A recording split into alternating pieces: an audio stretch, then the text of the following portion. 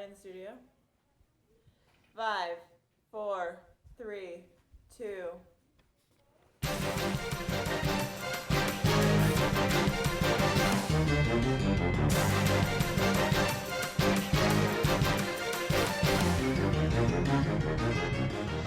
Welcome to the MCTV bi-weekly Marist News Update. I'm Allie Reed. And I'm Peter Malavenda. Our stories for you tonight are going to cover everything from China cyberbullying in the U.S., to the giant head found on the Hudson, to Google's new glass gadget. Tonight we take you through the news of the nation. Our first story is one that is sure to have everyone buzzing. Last month, a colossal beehive was removed from a cabin in Ogden Valley, Utah, just 40 minutes north of Salt Lake City. The heroine behind the harrowing insect removal, beekeeper Vic Bachman, claims that there were nearly 15 pounds of bees in the cabin. That's roughly 60,000 bees. The bees began building their bustling estate 17 years ago in 1996, staying relatively quiet at first. The owners eventually found the bugs too unsafe for their children and decided to call Bachman, who is also the owner of Deseret Hive Supply, a hobbyist store desperate for honeybees. The bees were then harmlessly sucked into a cage with a vacuum and pacified with smoke. Just how much did this not-so-sweet swarm cost? $600. Not all that money went to waste, however. The owner saved some of the honeycomb to make candles and lotion. The queen bee is still alive and well, housed in a section of the beehive still standing in the owner's backyard.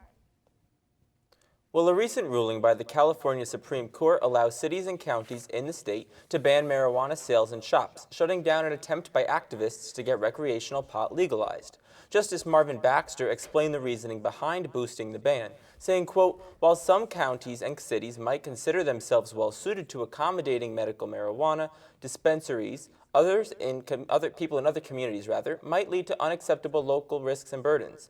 California prosecutors have been working hard to reduce the output of the drug, cracking down on dealers by threatening to seize their properties. Other local municipalities are deeming pot shops a, quote, public nuisance as grounds for prohibiting them. There is still hope for those who advocate recreational marijuana.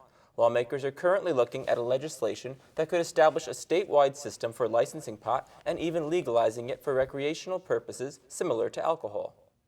Mountain Dew is feeling a bit of heat from this past weekend. After rapper Lil Wayne got himself into a bit of trouble because of lyrics in one of his songs, the company felt the fire getting turned up in their yard. Looking for a bit of street cred, Mountain Dew recently endorsed the rapper and his music. However, Lil Wayne and most rappers are known to be spitfires and not really take into consideration who their words may be hurting. The lyrics that lost Lil Wayne a $1 million contract with PepsiCo Company were about Emmett Till, a young black man in the 1950s who was killed for whistling at a white woman. The lyrics offended Till's family, so they brought up a case to Mountain Dew in an attempt to do something about the blunder. When Mountain Dew reacted too slowly for the Till's liking, they brought the incident to the press and also cited a newly released commercial by Mountain Dew that featured a battered waitress who is trying to pick her assailant out from a police lineup that included African-American men and a goat. Reverend Al Sharpton has been a liaison between the rapper and the company. He said, quote, "The fact is that a lot of these young rappers do not understand these civil rights issues, do not understand history, and what it is that people are offended by. And corporations become insensitive because they are profit-driven and have no regard for what's going on in our communities." Some of Lil Wayne's fans are saying that the Till family is taking this too far, and they are lucky Lil Wayne even mentioned their name in his song. Regardless, there is no doubt that this public relations flounder is going to leave a big mess for Mountain Dew to clean up. They're asking for trouble with this, like they really are. And the commercial and Lil Wayne and his, like you know what a rapper represents before you endorse them, and you're endorsing their image. So this is the image that Mountain Dew is endorsing, and I'm sorry, he proved your point. Right. I think one of the big problems is that rappers think they have this expansive knowledge of their history and their background, and they feel that they need to represent it, but they're representing it incorrectly, hurting these families. I mean, even look at the Harlem Shake stuff that Right. was going on. Like, that was incredibly offensive to people in Harlem who were part of that. Like, that's the Harlem Shake and doing all that. It's just, people need to understand the difference between what they're endorsing and what they think they are. Exactly, and this stuff goes viral. Harlem Shake went viral. Lil Wayne's music is very popular in some audiences, and so when a company like Mountain Dew, or Pepsi rather, is going to endorse them, they need to be careful with what they're doing. Completely. Well, speaking of big artists, what are some of the top artists and hits we will be singing along to this summer? For all of that and more, we go to Frank Talamo for your Music Minute. Thanks, guys. The Postels take pride in being a true New York City band, and the pride's in full display on their new record, And It Shook Me. A much bigger sound is present on the new album, which was released on April 23rd. Their tributes to their fellow New Yorkers, The Strokes, are very obvious, almost to a point of being comical. You Got Me Beat actually sounds like it is a Stroke song until Bach starts singing. However, the Postels are definitely moving towards a unique sound as well. Singer Daniel Bach has changed his vocal tone on the new tunes, and it now sounds like Comfortable Strain, which makes the dark but Beatle-esque lyrics all the more interesting. The experimentation on their sophomore effort trumps that of their eponymous debut by miles, showing on tracks like Sweetwater, which features a distorted drum breakdown, and Heavy Eyes, which has a distant Death Cab style piano. Standing in effective contrast against the new direction is a heavy reliance on 80s influences, as almost every song shows evidence that the band has been spinning stuff like The Outfield since their first record. The three best tracks on the LP are the title track Opener, the first single Running Red Lights, and Tidal Wave. All three are as catchy as anything on mainstream radio, with underlying complex themes that can't be found on said radio. And It Shook Me comes across as simple at times, but it almost never fails to be an emotional powerhouse that proves the continuing relevance of guitar music in today's scene. New record releases are slowing down after the onslaught of the past few weeks, but Vampire Weekend's long-awaited third album, Modern Vampires of the City, arrives in stores this Tuesday, May 14th. This has been your Music Minute. I'm Frank Talamo. Back to you guys. Immigration has always been a harsh subject in this country, especially illegal immigration. Americans have a strong sense of national pride, so when there was a rise in immigrant workers taking American jobs, many people started getting angry. Labor unions and immigrant rights activists were battling it out in courts right now to find out a simple solution to this growing trend. Farmers are more inclined to hire Mexican immigrants to pick cotton or onions on their farm because they will work in pretty much any condition. Sherry Thomason, a former onion picker and local resident, said to the New York Times, quote, "They like the Mexicans because they are scared and will do anything they tell them to do." Investigations into the conditions of the farm show that immigrant workers are mistreated by being forced to work in crowded camps without breaks and for lower wages than acceptable. Not only is this bad news for the immigrant workers, but also the United States residents who are looking for work as well. Some are saying that they are discouraged from applying for these jobs because they know they will go to an immigrant who is more willing to work and will take lower hourly rates. Last month, local residents of Vidalia filed a federal lawsuit against Stanley Farms, the growers of the onions, claiming that residents are being mistreated by the farm. This is not the only suit of its kind being brought up against farms right now. Some suits are even alleging that workers are being fired because of their race. Brian Stanley, one of the owners of Stanley Farms, argued that, quote, "We have tried to fill our labor locally, but we couldn't get enough workers, and that was hindering our growth. So we turned to the guest workers program." According to Sini Hahamawicz, an expert on guest worker programs at the College of William and Mary, in the 1960s, immigrant workers only made up 1/3 of the total farm workers. 10 years later, there was a 100% increase, and now the vast majority of farm workers are foreigners. Well, although pit bulls are usually making headlines for being too violent or vicious, this pit bull, Kane, is being hailed as a town hero in Long Island. His owner, Jackie Buonasera, was drying her hair when she heard the dog barking in another room. Concerned, she went to see what was wrong to find that the dog was trying to alert her of the flames that were about to encapsulate her home. 70 firefighters were needed to put the fire out, and although the cause of the fire is still unknown, Buonasera is certain that without the dog's notice, she would have been trapped in the house. It's unbelievable how dogs have done this so many times. I mean, it just goes back to Lassie, man. Timmy, Right. Timmy has fallen in a well, guys. I really hope my dog is that good. Oh my God. I want a cat.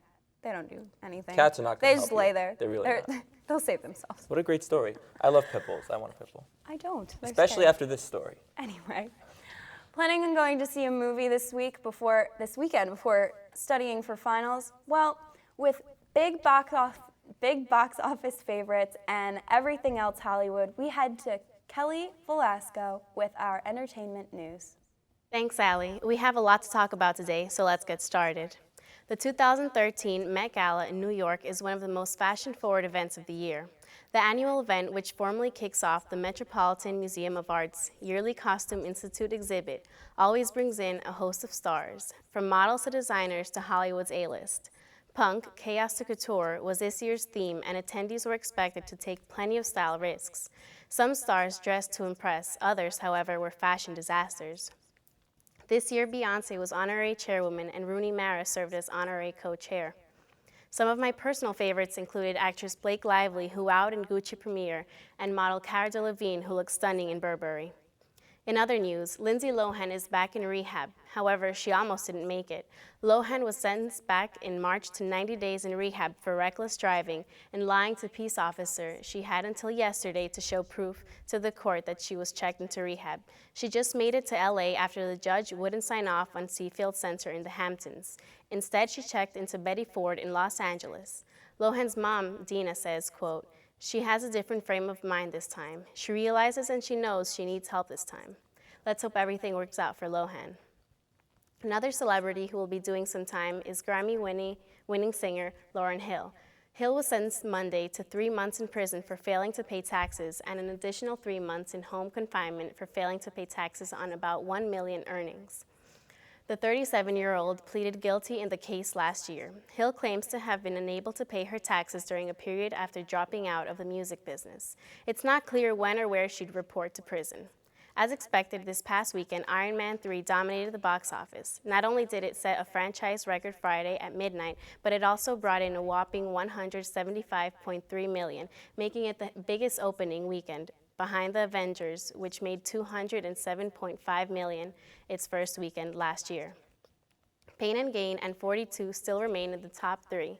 Pain and Gain brought in $7.6 million, while Jackie Robinson's biopic made $6.2 million.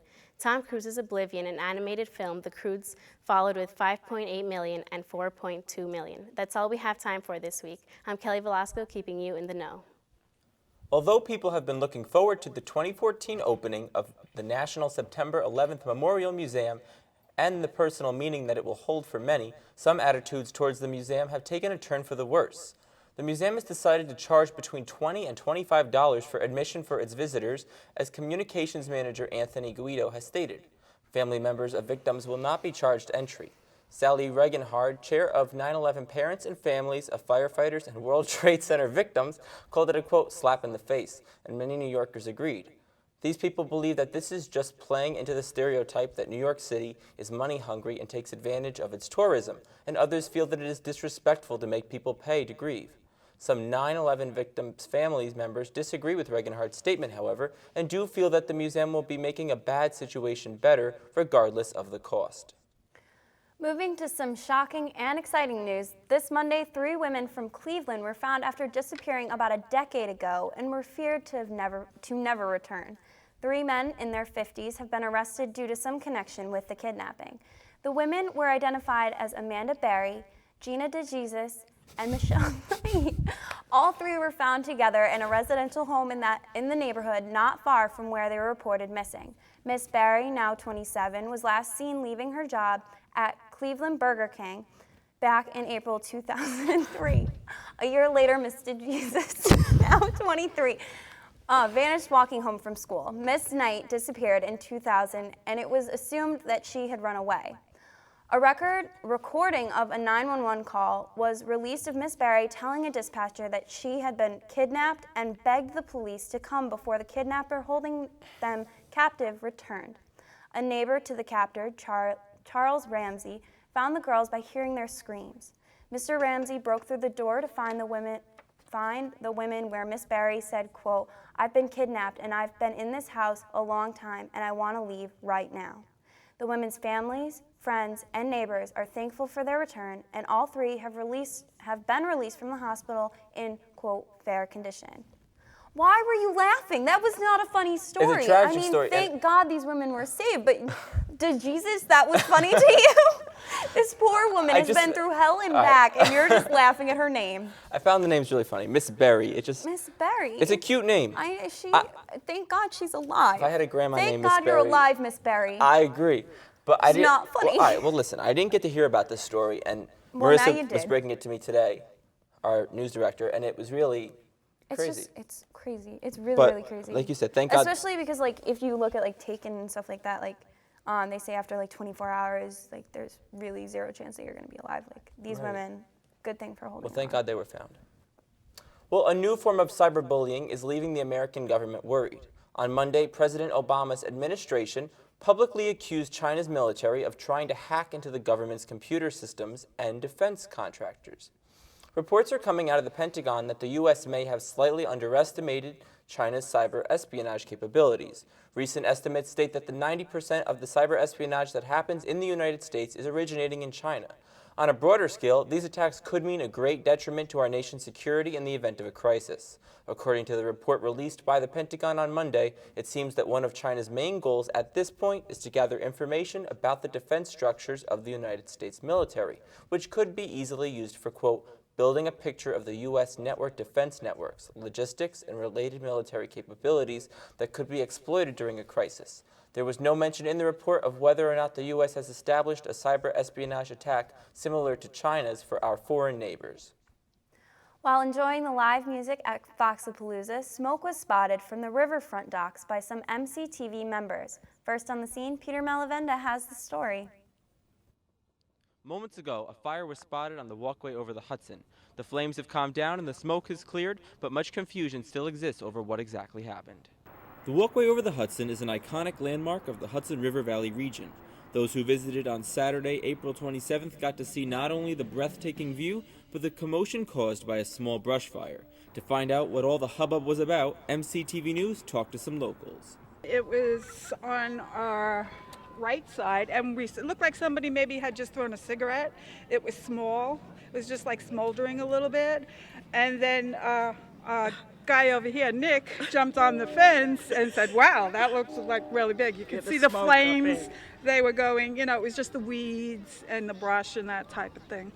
A lot of white smoke, a lot of white smoke, and then the police cars went by. We have no idea what it was. As I say, we thought it was a barbecue at the other end.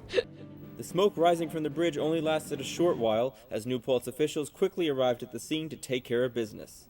Dry air and an unknown starter were the culprits of the fire. No one was injured, but everyone got to experience a little more excitement from their day. Reporting for MCTV News, I'm Peter Malavenda. Back to you guys. Well, kicking off the spring weekend at Marist, the annual Fox Fest took place on the green, and Riverfest, appropriately named, went by on the riverfront. Underclassmen could enjoy the beautiful weather Friday evening with their friends participating in the festivities. Under the tent, students were found tie-dyeing shirts and planting seeds while enjoying Rita's Italian ices, cotton candy, and popcorn, or food from the barbecue provided by Sodexo. Some students were participating in physical activities from a rock climbing wall to a Velcro bouncer. Upperclassmen, joined by Marist faculty and staff, enjoyed the view of the river with drinks served and music playing. It was the perfect opportunity to blow off some steam just before the last few stressful weeks of the semester. As the weather gets nicer and Marist Beach opens for business, students are taking advantage of the sun and enjoying every last minute of the semester. This was what made the Goo Goo Dolls spring concert such a success. Growing up, we all played songs like Iris and Sympathy on our Walkmans, but on April 28th, the Goo Goo Dolls were on the riverfront, taking students and guests back to a simpler time. Marist College Student Programming Council, or SPC, put on the event. On the Facebook event page, there was an astonishing 619 students with plans to attend the concert. Because of the outdoor location, there were students who enjoyed the music by the boathouse, up on the hill by the gazebo, and also some didn't even buy their tickets but sat on the wall by the student center instead. Doors opened at 2 with opening acts, Matt Hires and Jeff LeBlanc taking the stage by 3. The Goo Goo Dolls took their time getting to the stage, but once they got their instruments ready, the show was on the road. After the concert, students could be seen taking pictures by the boathouse with a rather large new member of the Marist campus. Heads up, Marist. About 2 weeks ago, members of the men's crew team spotted a 7-foot-tall head floating by the New Paltz shore. The team wasn't exactly sure of what they had stumbled upon until they rowed over for a closer look. Further examination revealed that a rather chiseled face made up of a fiberglass-encased styrofoam core. Waterlogged and supported by weighty pipework, it took the strength of several rowers to pull the head out from the Hudson's grip. The so-called head of the Hudson was dubbed, quote, the new boathouse idol in a Facebook post that sent Marist students a buzz. Students were quick to spread the word across social media platforms, taking chummy pictures with the solemn-looking head. The men's team even arbitrarily named the head Nagatomo, as finding a giant head staring blankly out onto the Marist campus wasn't bizarre enough. The discovery was so obscure that it became a subject of national conversation, scoring a segment of ABC News. Recent findings, courtesy of Weird New Jersey, trace the head back to its most likely origin. But for now, the head remains on Marist turf, enjoying a view of the river from the safety of dry land and the occasional visit from onlookers in search of a picture or two. I just want to clarify, the head was found in New Jersey. It was. It was. And it was also... It was found in New Jersey, but where... Never mind, keep going. Well, yes, it was found originally in New Jersey, but it originated at the very beginning at Saks Fifth Ave. Oh, really? I actually took a picture with it. I feel very proud. Everyone has on Instagram. I know, and man, it's got no nose. I personally do not have a picture with the head yet, but I'm really excited to get You one. love pictures. I love pictures. You take so many of me all the time. I really do. For our last story of the night, here's something that might catch your eye. Google introduced what might be the next step in technology gadgets, Google Glass, a glasses-like device that allows consumers to access the internet, take photos, and film short clips. The Seattle bar has banned the gadget, and many parts of Las Vegas have discouraged the use of this device.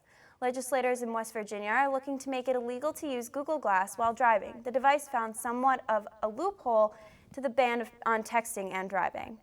Timothy Towie, a Los Angeles lawyer specializing in privacy issues, says, quote, "This is just the beginning. Google Glass is going to cause quite a brawl.